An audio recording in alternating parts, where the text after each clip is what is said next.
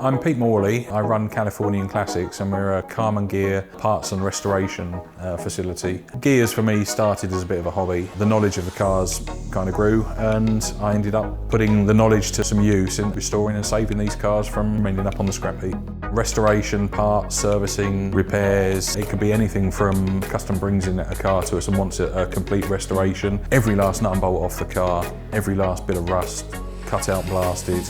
Panels are all welded and replaced or made if you can't buy them.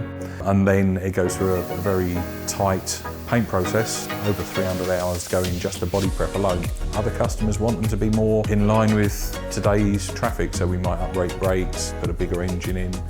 We've got a very active retail and web presence.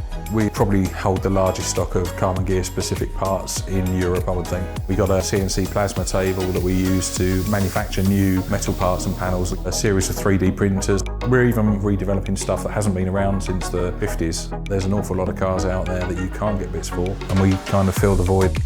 All of the staff and the guys that work here have got that passion for the cars. It's very much a team, and we love it.